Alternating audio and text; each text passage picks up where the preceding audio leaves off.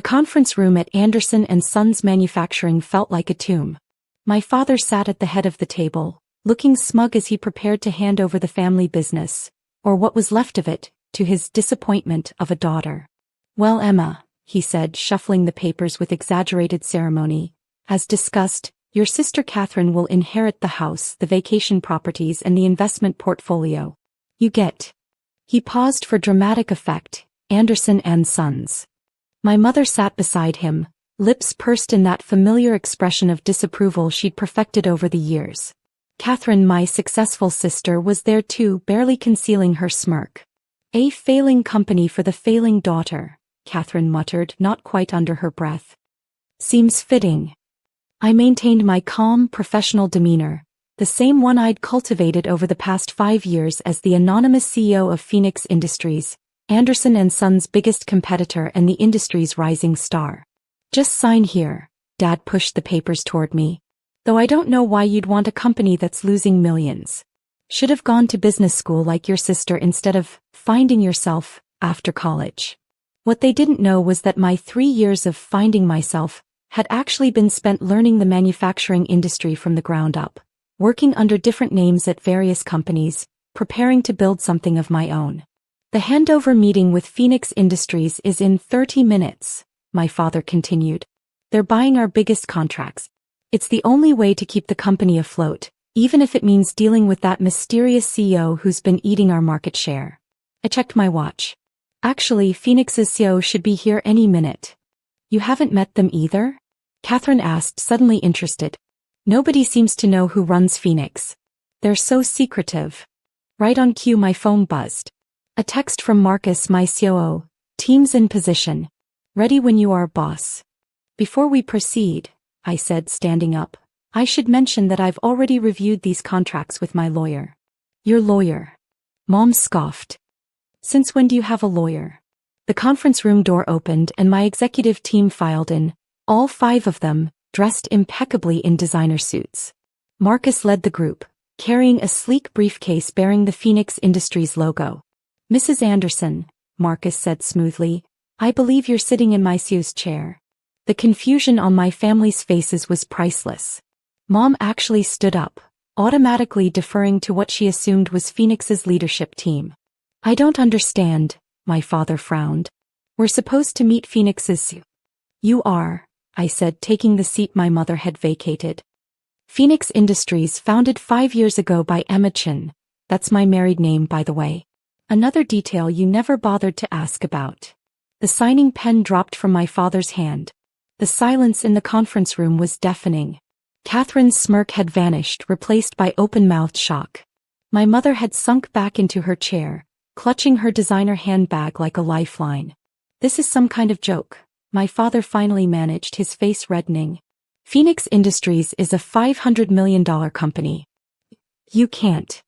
"Actually," Marcus interjected, opening his briefcase, "Phoenix Industries' current valuation is $780 million after our last funding round.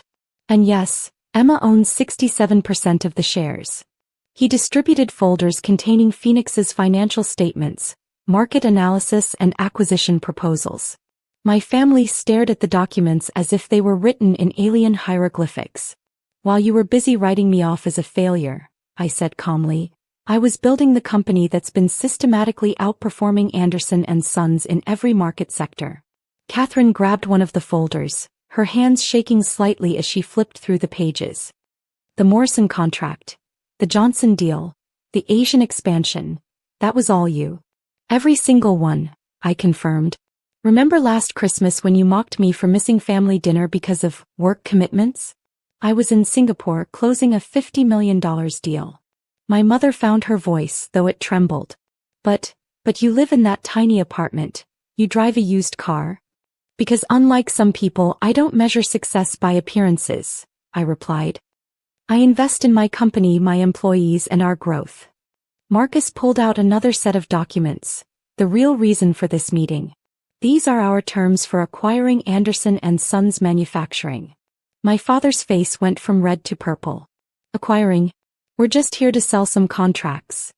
"Dad," I leaned forward, "Anderson and Sons is hemorrhaging money. Your market share has dropped 60% in 5 years. The only contracts keeping you afloat are the ones I deliberately left alone, until now. You did this on purpose? Catherine whispered. You destroyed our family's company? No, I corrected her. I built a better company. One that values innovation, treats employees fairly, and doesn't rely on an outdated reputation. Anderson and Sons destroyed itself by refusing to adapt.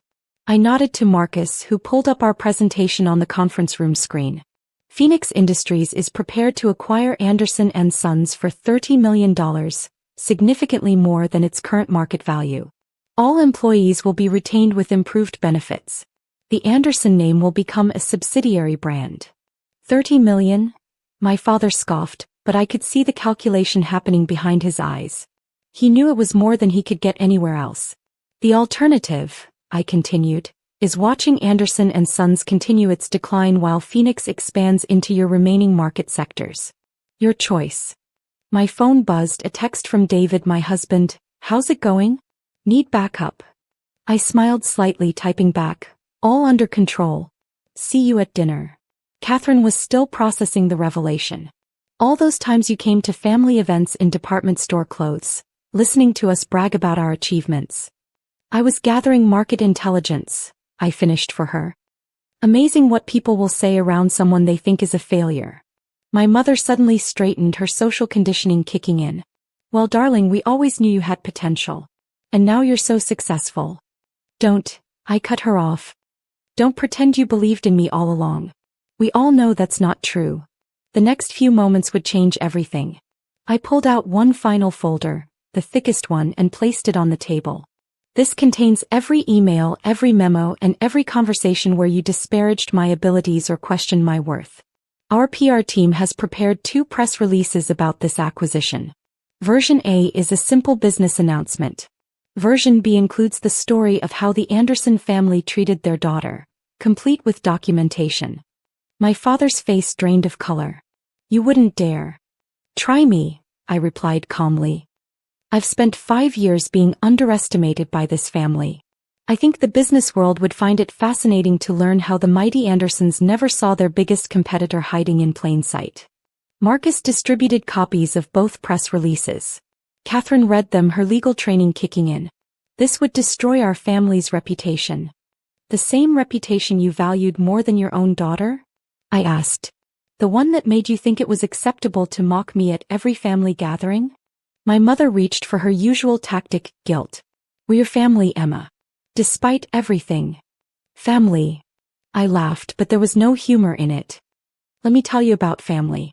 David, my husband, whom none of you bothered to meet, believed in me when I had nothing but an idea. My executive team, who you just met, they're more family to me than you've been in the past decade. I opened my laptop, displaying Phoenix's organizational chart. See these names? Sarah in R&D, Mike in operations, Tom in sales. They're all former Anderson and Sons employees who left because you refused to recognize their talent. They're now executives at Phoenix with equity stakes in the company. You poached our employees? My father growled. No, Dad. I gave opportunities to people you undervalued, just like you undervalued me. Catherine, ever the pragmatist, was reviewing the acquisition terms. These are actually quite generous, she admitted reluctantly. Of course they are, I said. Despite everything, I'm not cruel. I'm offering fair value for the company, job security for the employees, and a chance for the Anderson name to survive as part of something successful. My phone buzzed again, this time with an alert from our trading department. Anderson and Sons stock had started dropping as rumors of the acquisition spread. You have 30 minutes to decide, I announced, standing up. My team will wait here. I have a lunch meeting with the governor about Phoenix's new tech training initiative. The governor? My mother gasped. Since when do you? Since I became one of the state's largest employers, I cut her off. Amazing what building a $780 million company will do for your social connections. As I gathered my things, Catherine spoke up. The inheritance papers. You never signed them. I don't need them, I replied. Keep Anderson and Sons. Keep the houses and the investments. I built something better. I walked to the door but paused before leaving. Oh, and Mom? That tiny apartment you mocked? It's actually the penthouse of the building I own. The used car is a custom Tesla with a waiting list of 2 years. I just never felt the need to show off. The next few hours were a blur of activity. My parents, realizing they had no choice, signed the acquisition papers. Catherine, the star lawyer, couldn't find a single loophole to exploit. By evening, Phoenix Industries' acquisition of Anderson and Sons was official. I chose press release A, the simple business announcement. Not out of kindness but because success was revenge enough. That night at home with David, I finally allowed myself to process everything. "How does it feel?" he asked, pouring us both a glass of champagne. "Honestly, not as satisfying as I thought it would be," I admitted. "I spent years planning this moment, but now you realize you outgrew their approval a long time ago," he finished. "Exactly." I smiled, looking out over the city from our penthouse. Phoenix is expanding into Europe next month. We're launching our tech education foundation. We're changing lives. That means more than any revenge. My phone buzzed one last time, a text from Catherine. "I never knew. I'm sorry." I left it unanswered. Some bridges once burned aren't worth rebuilding. The next morning I walked into Phoenix's headquarters, greeted by the team that had become my real family. On every screen, news headlines announced the acquisition.